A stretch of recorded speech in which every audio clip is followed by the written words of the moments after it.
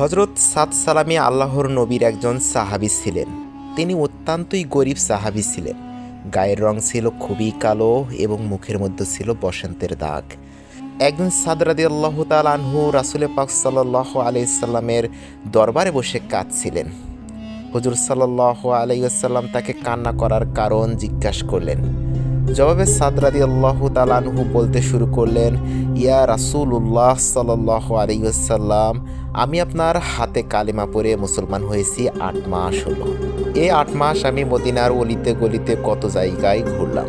বিয়ের জন্য কিন্তু আমি দেখতে অসুন্দর বলে কেউ আমাকে মেয়ে দেয় না। আমি আপনার সকল সুন্নত পালন করতে পারলেও আপনার একটি সুন্নত বিয়ে যা আমি পালন করতে পারিনি, তাই আমি ভয়ে কান্না করছি। যদি এই সুন্নত না মানার জন্য আল্লাহ আমাকে জান্নাত হতে বঞ্চিত করেন। রাসূল সাল্লাল্লাহু আলাইহি ওয়াসাল্লাম সাদকে বললেন, এই মদিনার সবচেয়ে ধনী লোক আমর ইবনে ওয়াহাবের মেয়ে মদিনার সবচেয়ে সুন্দরী মেয়ের সাথে আমি রাসূল তোমার বিয়ে দিয়ে দিলাম। এখন তুমি আমর ইবনে ওয়াহাবের বাড়িতে যাও এবং তাকে গিয়ে বলো আমি তার মেয়ের সাথে তোমার বিয়ে দিয়ে দিয়েছি। সাদ রাদিয়াল্লাহু তাআলা আনহু আমর ইবনে ওয়াহাবের বাড়িতে গেলেন এবং আমর ইবনে ওয়াহাবকে সব কিছু খুলে বললেন। সাদ রাদিয়াল্লাহু তাআলা আনহু এর কথা শুনে আমর ইবনে ওয়াহাব খুব রাগান্বিত হয়ে তার সাথে খারাপ আচরণ করে বাড়ি হতে বের করে দিলেন।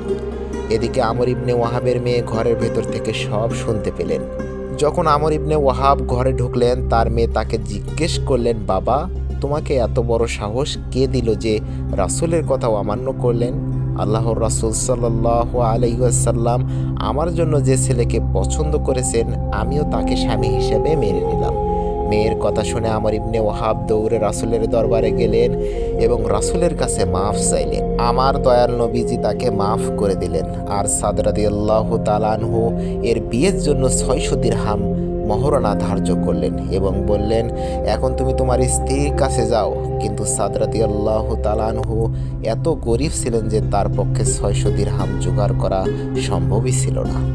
তাই অন্যান্য সাহাবীরা মিলে সাদ রাদিয়াল্লাহু তাআলা আনহুকে সাহায্য করলেন যাতে উনি ওনার স্ত্রীর মহরনা আদায় করেও নতুন বইয়ের জন্য কিছু সদাই করতে পারেন।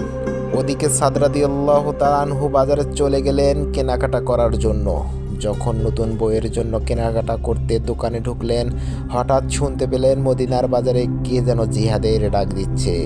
জিহাদের ডাক শুনে সাদ রাদিয়াল্লাহু তাআলা আনহু বললেন, আমি সাদ ফুলের বিছানার বাসর ঘরে নতুন স্ত্রীর কাছে যাব না, আমি রাসূলের মহব্বতের জিহাদে যাব।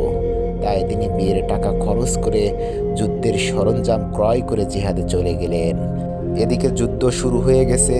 সাদ রাদিয়াল্লাহু তাআলা আনহু একের পর এক কাফিরকে হত্যা করে জাহান্নামে পাঠাতে লাগলেন। যুদ্ধ করতে করতে এরকম হঠাৎ সাদ রাদিয়াল্লাহু তাআলা আনহু শাহাদতের পেয়ালায় শরবত পান করে শহীদ হয়ে গেলেন। এদিকে যুদ্ধ শেষ হলো। দূর হতে দেখা যায় কার যেন লাশ পড়ে আছে। রাসূল সাল্লাল্লাহু আলাইহি ওয়াসাল্লাম সাহাবীরা কাছে গিয়ে দেখলেন এ যেন সাদের লাশ। মাথার লোহার টুপি ভেঙে মগজ বের হয়ে গেছে আর জিহ্বা বের হয়ে আছে। সাদের চেহারার দিকে তাকিয়ে রাসূল সাল্লাল্লাহু আলাইহি ওয়াসাল্লাম কেঁদে দিলেন, আবার পরক্ষণে আকাশের দিকে তাকিয়ে হাসলেন এবং আবার আকাশ থেকে মুখ ফিরিয়ে নিলেন। একজন যুবক সাহাবী আবু লুবাবা রাসূলকে তার কারণ জিজ্ঞেস করলেন। রাসূল সাল্লাল্লাহু আলাইহি ওয়াসাল্লাম বললেন, আমার সাদ ফুলের বিছানার বাসর ঘরে যায়নি, আমার মহব্বতে শহীদ হয়ে গেল। তাই স্নেহের কারণে আমার চোখ হতে পানি ঝরে পড়ল। আর আকাশের দিকে তাকিয়ে হাসলাম, কারণ আল্লাহ আমার সাদকে খুব সুন্দর একটা মাকাম দান করেছেন। আর চোখ ফিরিয়ে নেওয়ার কারণ হলো আমার সাদ শহীদ হয়েছে, তাই আকাশের সব দরজা খুলে গিয়েছে। বেহেশত হতে অসংখ্য হুর দৌড়ে আসতেছে যে কার আগে কে সাদকে কোলে নেবে। দৌড় দেওয়ার কারণে হুরদের সামনের পর্দা সরে যাচ্ছিল, যা দেখে আমি রাসূল লজ্জায় চোখ ফিরিয়ে নিলাম। আল্লাহ যেন আমাদের সকলের ওনার মতো ঈমান নিয়ে পরকালে যাবার তৌফিক দান করেন। সকলেই বলি আমিন।